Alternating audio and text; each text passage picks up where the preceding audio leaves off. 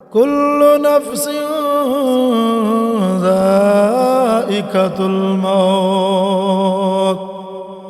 আল্লাহ রাব্বুল আলামিন ডেকে বলেন, ও মায়ার বান্দারা, ও মায়ার বান্দিরা, তোমরা শুনে নাও, তোমাদেরকে দুনিয়াতে আমি আল্লাহ পাঠাইছি। আমি আল্লাহর ইবাদত বন্দি করার জন্য। ইবাদত বন্দি করবে কি করলে না, তোমরা করেছো কি না, এইগুলো আমার হিসাব দেওয়ার জন্য আমি আল্লাহ তোমাদেরকে মৃত্যু নামে একটা নিয়ামত রেখে দিয়েছে। সুবহানাল্লাহ। আমার বন্ধুরা, আল্লাহ রাব্বুল আলামিন কুরআনুল কারীমের ভিতরে বলেন, কুল্লু নাফসিন যায়িকাতুল মাউত। পৃথিবীতে যত জানদারওয়ালা প্রাণী আছে সকলের একদিন না একদিন মৃত্যুর স্বাদ গ্রহণ করতে হবে। আমার ভাইয়েরা, আল্লাহ রাব্বুল আলামিন আরো বলেন, ওয়া ইন্নামা তুওয়াফাউনা উজুরাকুম ইয়াউমাল কিয়ামা। আল্লাহ রাব্বুল আলামিন ডেকে বলেন, তোমরা দুনিয়াতে গিয়েছো, কে কি আমল করেছ, ওই আমলগুলো আবার তোমাদেরকে পুরস্কার স্বরূপ দেওয়ার জন্য আমি আল্লাহ একটা সময় নির্ধারণ করে রেখেছি। এই সময়টা হলো কিয়ামত। সুবহানাল্লাহ। আল্লাহ বলেন, কিয়ামতের ময়দানে আমি আল্লাহ তোমাদের কৃত প্রতিফল আমি আল্লাহ দেব। দুনিয়াতে কে কত ওয়াক্ত নামাজ পড়েছ, কে সুন্নত নামাজ পড়েছ, কে রোজা রেখেছ, কে নফল আমল করেছ, এইগুলোর সবগুলো আমি আল্লাহ কিয়ামতের ময়দানে তোমাদের হাতের মধ্যে আমি আল্লাহ দেব। আল্লাহ রাব্বুল আলামিন ডেকে বলেন, ফামা যুহজিহা আনিন নার। এবং আমি আল্লাহ ওই সমস্ত বান্দাদেরকে জাহান্নাম থেকে বাঁচায় রাখবো। সুবহানাল্লাহ। আল্লাহ বলেন, যারা জাহান্নামের আগুন থেকে বেঁচে গেল তারা প্রকৃতপক্ষে সফল কাম অর্জন করেছে। সুবহানাল্লাহ। আরো জোরে বলেন সুবহানাল্লাহ। তারা সফলতা অর্জন করেছে। আমার ভাইরা, আমরা তো মনে করি আমাদের সন্তানাদি যদি ভালো একটা দেশে গিয়ে প্রতিষ্ঠিত হতে পারে, আমরা মনে করি এটাই সফল কাম হয়েছে।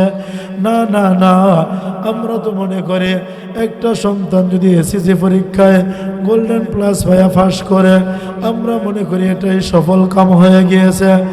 একটা ছেলে যদি একটা ভালো চাকরি পায়, আমরা মনে করি সে সফলতা অর্জন করেছে। সফলতা অর্জন করেছে, ঠিক আছে, এটা হলো দুনিয়ার সফলতা। কিন্তু পরকালের সফলতা হলো যারা জাহান্নামের আগুন থেকে বেঁচে যাবে। আল্লাহ রাব্বুল আলামিন দেখে বলেন, যারা জাহান্নামের আগুন থেকে বাঁচবে প্রকৃতপক্ষে তারাই হলো সফল কাম। সুবহানাল্লাহ। জোরে বলেন। আল্লাহ রাব্বুল আলামিন দেখে বলেন, তারা সফলতা অর্জন করেছে, তাদেরকে আমি আল্লাহ আরেকটা পুরস্কার দেব। কি পুরস্কার দেব? আল্লাহ রাব্বুল আলামিন ডেকে বলেন, وَأُدْخِلَ الْجَنَّةَ فَقَدْ فَازَ।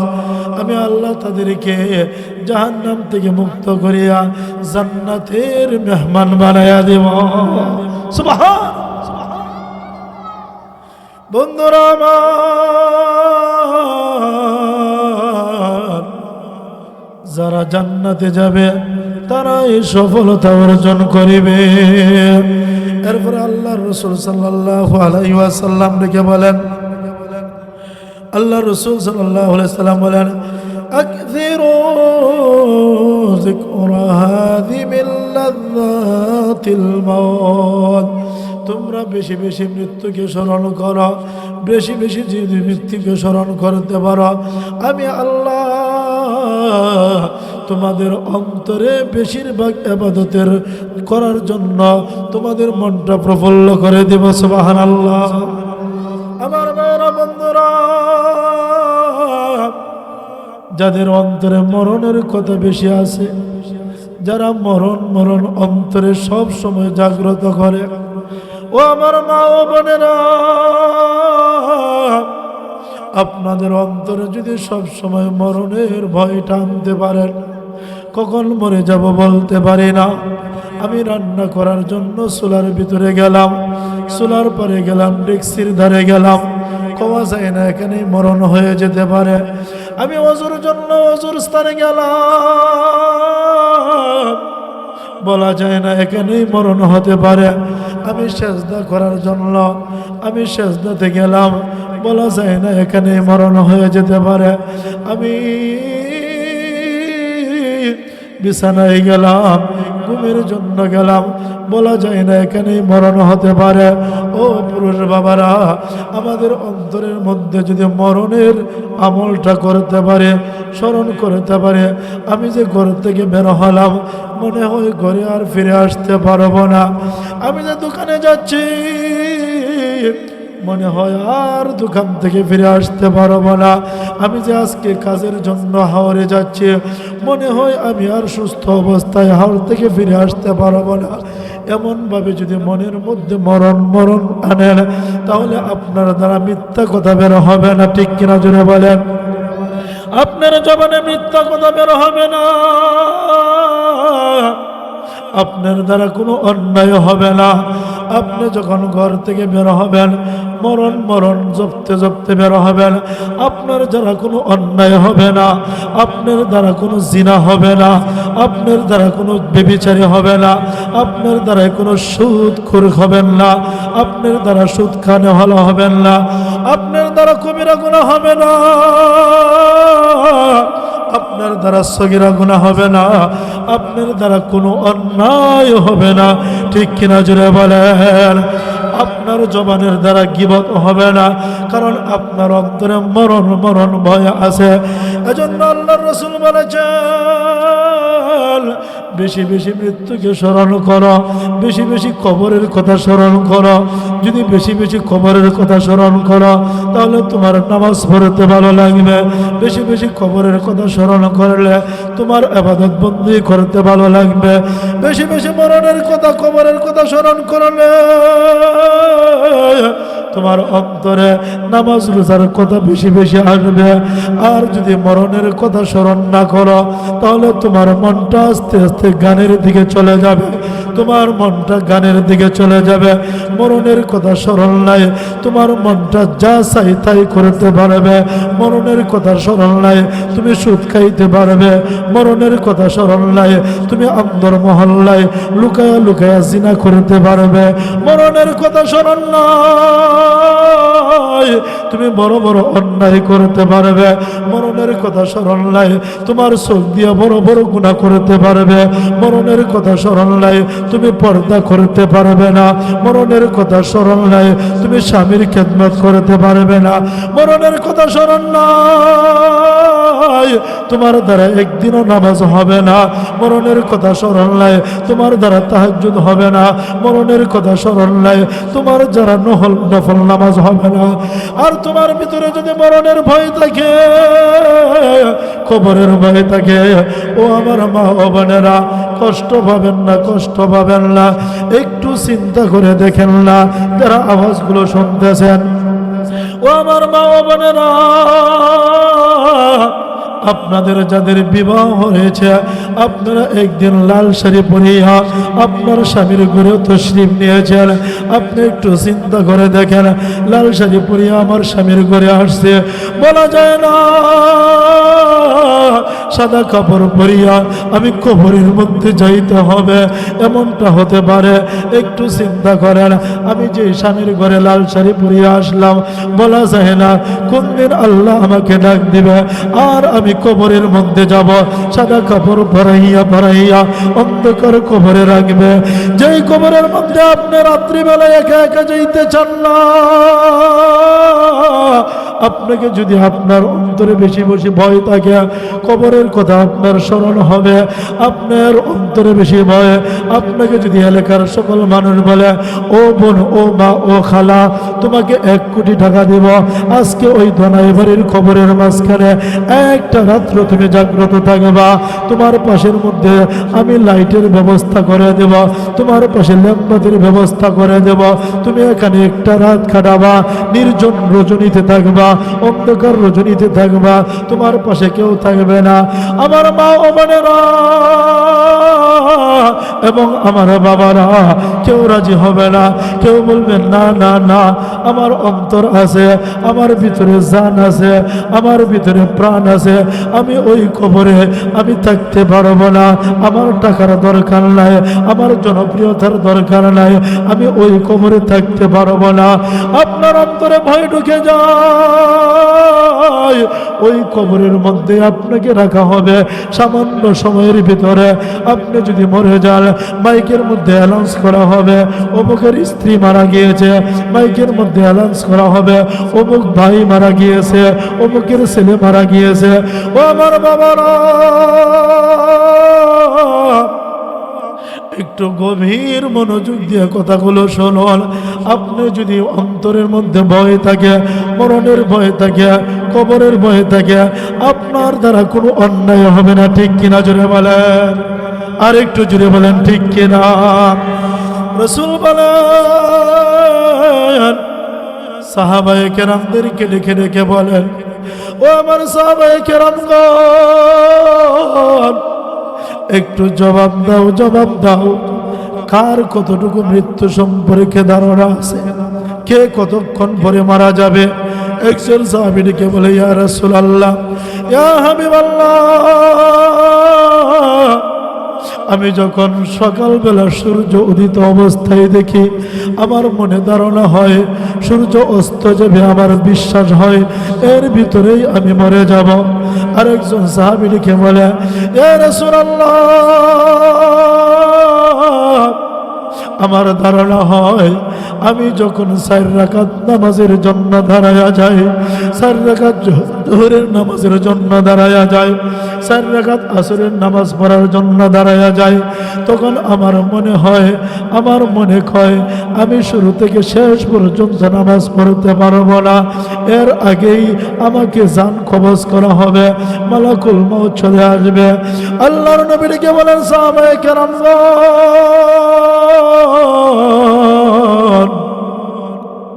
তোমরা তো অনেক লম্বা ধারণা করেছ, অনেক লম্বা আশা করেছ, আমি নবীকে না বানাইলে তামাম কুল কায়নাত সৃষ্টি হতো না, আমি নবীকে না বানাইলে তোমরাও সৃষ্টি হইত না, আমি নবীকে না বানাইলে জান্নাত হইত না, আমি নবীকে না বানাইলে আসমান জমিন কোনো কিছুই হইতো না। এই নবী, আমি নবী সাধারণ নবী নয়, আমি হলাম আল্লাহর পরে যার স্থান, যার মান, যার সম্মান, যার ইজ্জত, আমি সেই নবী। আমার কি ধারণা মরণ সম্পর্কে তোমরা জানো না? আল্লাহর নবী ডেকে বলেন, ও আমার উম্মতেরা, আমি নবীর ধারণা হলো, আমি যখন 2 রাকাত নামাজের মধ্যে সালাম 2 রাকাত নামাজ পড়তে যাই, নামাজ যখন শেষ করে ফেলব, ডান দিকে যখন আসসালামু আলাইকুম, আসসালামু আলাইকুম ওয়া রাহমাতুল্লাহ বলবো, আমার ধারণা হলো, আমি নবীজির ধারণা হলো ডান দিকে সালাম ফিরাইছে, আমি নবীর ধারণা হলো বাম দিকে সালাম ফিরানোর ক্ষমতা আমার নাই। সুবহানাল্লাহ, আরেকটু জোরে বলেন সুবহানাল্লাহ। আল্লাহর নবী ডেকে বলেন, ডান দিকে সালাম ফিরাইলাম, আমার মনে ধারণা হয় বাম দিকে আর ফিরাইতে পারবো না। এখন বলেন ও আমার বাবারা, বাংলাদেশে এমনও লোক আছে সেজদার মধ্যে যায় আর উঠতে পারে না, আছে না নাই? জোরে বলেন, আরেকটু জোরে বলেন, আছে না নাই? আরেকটু জোরে বলেন, আছে না নাই? আমার মায়েরা, এমনও যুবক ভাই আছে হাওরে মাছ ধরার জন্য যায়, বজ্রপাতে মারা যায়, আছে না নাই? আরেকটু জোরে বলেন, আছে না নাই? হাওরের মধ্যে মাছ ধরার জন্য গিয়েছে, দেহের মাধ্যমে সে মারা যায়, উষ্টা খায় পরে মারা যায়, ঘরে ফিরে আসতে পারে না। এনাতাবাদ গ্রামের অনেক মানুষ এরকম ঘটনায় মারা গেছে, আছে না নাই জুড়ে বলেন? আমার বাবারা একটু গভীর মনোযোগ দিয়ে কথাগুলো শুনে, কখন কোথায় মরে যাব আমরা কেউ বলতে পারি না। আমরা আল্লাহর কাছে বলি, আল্লাহ মরণ তো দিবেন দিবেন ওই, তবে আমাদেরকে ইমানি হালতে মরণ দিয়েন। বলি সকলে বলি আমিন।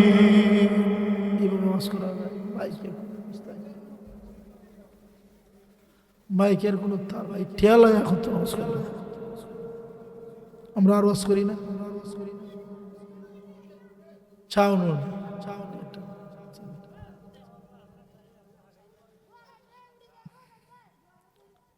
আমার ভাইরা, আল্লাহর নবী আরো ইরশাদ করেছেন, কোন ব্যক্তি যদি প্রতিদিন মৃত্যুকে 20 বার স্মরণ করে, কয়বার জুড়ে বলেন? একটু সাহায্য করেন, আপনারা কথা বলবেন তাহলে আমার একটু। নবীজি বলেছেন, কোন ব্যক্তি যদি দৈনিক 20 বার মৃত্যুর কথা স্মরণ করে, কয়বার? আরো জুড়ে বলেন, কয়বার? ওই লোকটা যদি মারা যায়, আল্লাহর নবী ডেকে বলেন, ওই লোকটা নিশ্চিত জান্নাতে যাবে। সুবহানাল্লাহ। আল্লাহর নবীর আর একটা হাদিস আছে, আল্লাহর নবী ডেকে বলেন, একটা আমল আছে, কোনো বান্দা বান্দি যদি মাগরিবের নামাজের পর 3 বার এবং ফজরের নামাজের পর 3 বার বলে, আর মাগরিবের নামাজের পর 3 বার বলার পর ওই বান্দা এবং বান্দি যদি ফজরের আগে মারা যায়, আল্লাহর নবী ডেকে বলেন, বিনা হিসেবে জান্নাতে যাবে। সুবহানাল্লাহ। এমন একটা আমল হুজুর বলেন, বলেন আমলটা কি? আল্লাহর নবী ডেকে বলেন, 3টা কথার সাক্ষ্য যে ব্যক্তি দিবে, যে ব্যক্তি বলবে 3টা কথার সাক্ষ্য, রাদিতু বিল্লাহি রাব্বা, আমি আল্লাহকে পেয়ে সন্তুষ্ট। সুবহানাল্লাহ জুড়ে বলেন। আল্লাহর নবী ডেকে বলেন, 1 নাম্বার হলো রাদিতু বিল্লাহি রাব্বা, আমি আল্লাহকে পেয়ে সন্তুষ্ট। আর 2 নাম্বার হলো ওবিল ইসলামি দীনা, আমি ইসলাম পেয়ে সন্তুষ্ট। ওবি মুহাম্মাদিন সাল্লাল্লাহু আলাইহি ওয়াসাল্লাম নবিয়্যা, মুহাম্মদ সাল্লাল্লাহু আলাইহি ওয়াসাল্লামকে পেয়ে আমি সন্তুষ্ট। রাসূল বলেন, আমার কোন বান্দা এবং বান্দি যদি এরকম ভাবে বলে, আয় আল্লাহ আমি তোমাকে রব হিসাবে পেয়ে সন্তুষ্ট, আমি তোমার নবীকে পেয়ে সন্তুষ্ট, আমি ইসলাম পেয়ে সন্তুষ্ট। আল্লাহর নবী ডেকে বলেন, মাগরিবের সময় এই বাক্যগুলো বলেছে, ফজরের আগে যদি মারা যায় সে জান্নাতে প্রবেশ করিবে। ফজরের সময় বাক্যগুলো বলেছে, মাগরিবের আগে যদি মারা যায় সে বিনা হিসেবে জান্নাতে প্রবেশ করিবে। সুবহানাল্লাহ জুড়ে বলেন, আর একটু জুড়ে বলেন সুবহানাল্লাহ। আল্লাহর নবী আরো ইরশাদ করেন,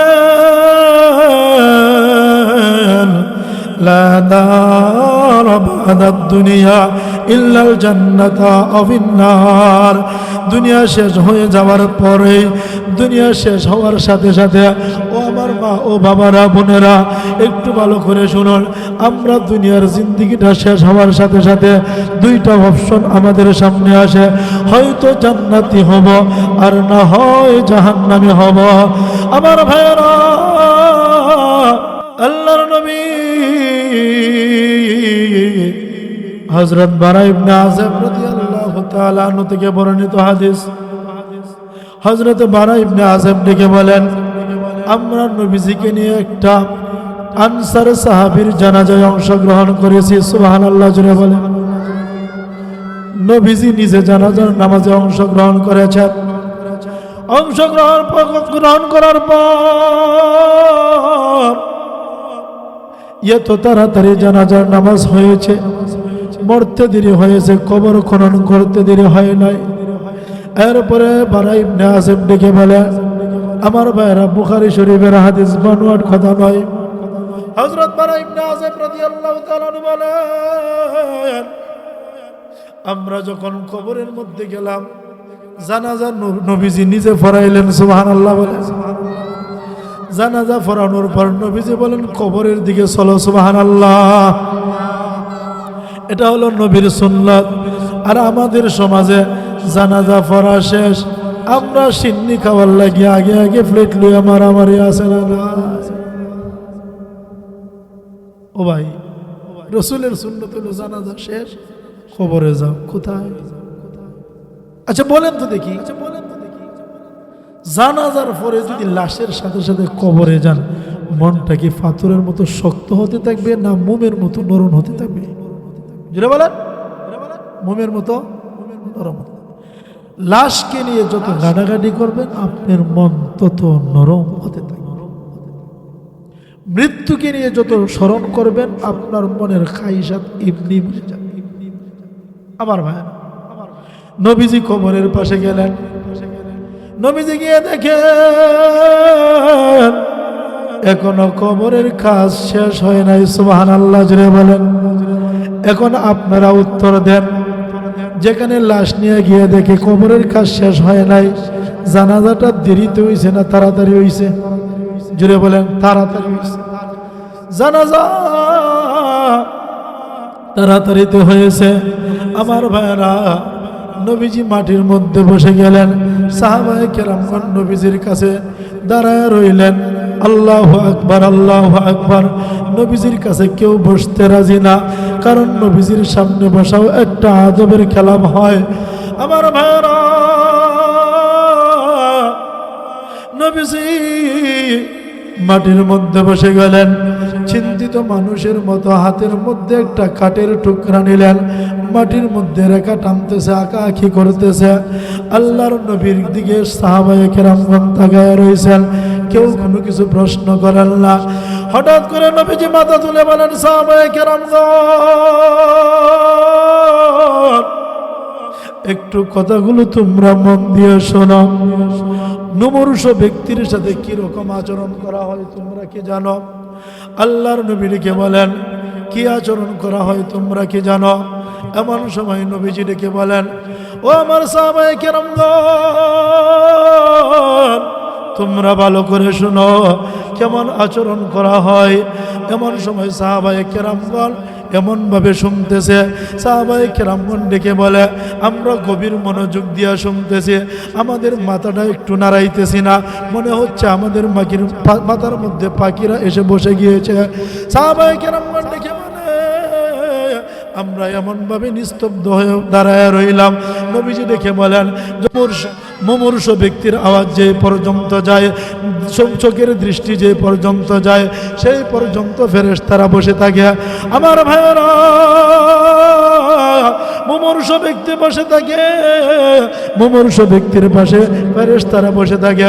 যে মুহূর্তের ভিতরে আমার জানটা বাহির করা হয়, এমন সময় অপেক্ষমান ফেরেশতারা মুমূর্ষ ব্যক্তির জানটা নিয়ে আকাশের দিকে উঠতে থাকে। সুবহানাল্লাহ জুড়ে বলেন, আর একটু জুড়ে বলেন সুবহানাল্লাহ। আকাশের দিকে যখন উঠতে থাকে, প্রথম আকাশের দরজা খুলে দেওয়া হয়। ফেরেশতারা ডেকে বলে, কার রু নিয়ে এসেছ? এটা এত ভালো একটা রু নিয়ে আসছ, চতুর্দিকে সুঘ্রাণ চড়াইতেছে, মেশকে আম্বরের ঘ্রাণ চড়াইতেছে। এইরকমভাবে আহলান সাহলান জানাইতে জানাইতে প্রথম আসমান, দ্বিতীয় আসমান, তৃতীয় আসমান, সপ্তম আসমান পর্যন্ত চলে যায়। আল্লাহ রব্বুল আলামিন খুশি হয়ে ডেকে বলে, ও ফেরেশতারা, তোমরা কার জান নিয়ে এসেছ?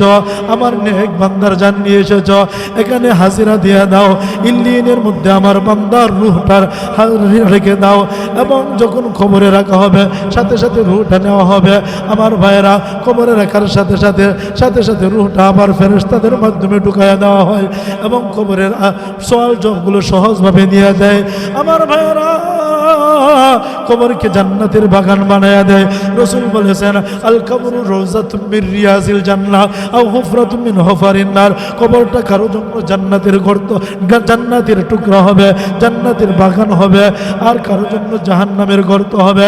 আমার ভাইরা, নবীজি আরেকটা হাদিসে আরেকটা আয়াত বলেন, ও আমার সাহাবায়ে কেরামগণ, মুমূর্ষ ব্যক্তি যদি কাফের হয়, বেঈমান হয়, বেআমলদার হয়, তাদের রূহ যখন কবজ করা হয় তখন আযাবের ফেরেশতারা আসে, কঠিন আযাবের ফেরেশতারা, এদের চেহারার দিকে তাকানো যায় না, চেহারার দিকে তাকাইয়া মুমূর্ষ ব্যক্তিরা চোখ লুকায়, বালিশের তলে নেয়, কাপড়ের তলে নেয়, পায়খানা পর্যন্ত করে ফেলে, পেশাব পর্যন্ত করে ফেলে।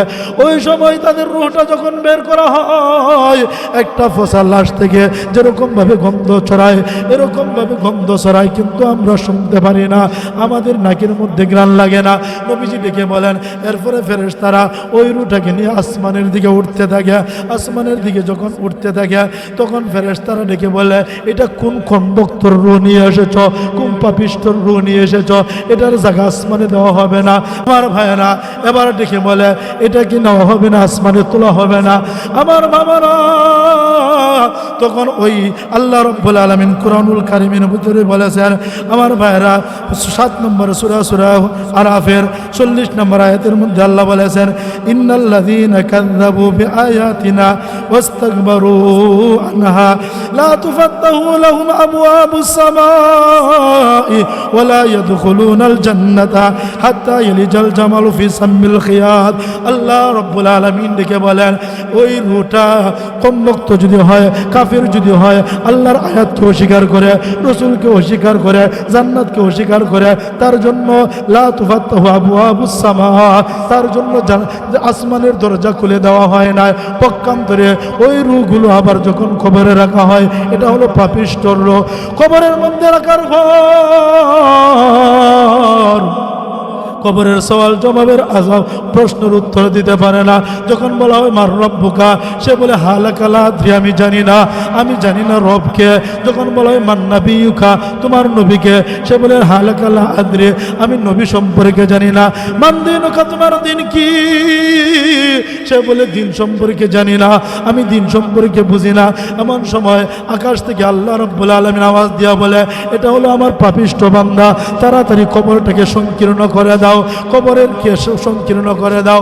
আমার ভাইয়েরা, হাদিস শরীফের ভিতরে এসেছে, একদিকের হাড্ডি আরেক দিকে ঢুকে যায়, এত আযাব দেওয়া হয়। সুজাকরা নামক সাপকে দেওয়া হয়, 99টা সাপ দেওয়া হয়, বিচ্ছু দেওয়া হয়। আমার ভাইয়েরা, এরকম ভাবে বেনামাজিকে শাস্তি দেওয়া হবে, বেআমলদেরকে শাস্তি দেওয়া হবে। আমরা আল্লাহর কাছে দোয়া করি, আল্লাহ রাব্বুল আলামিন যাতে আমাদেরকে পাপিষ্ঠ না বানায়, আমাদের সকলকে যাতে মুমিন বানায় এবং মুমিন অবস্থায় আমাদের মরণ হয়। সকলেই বলেন আমিন।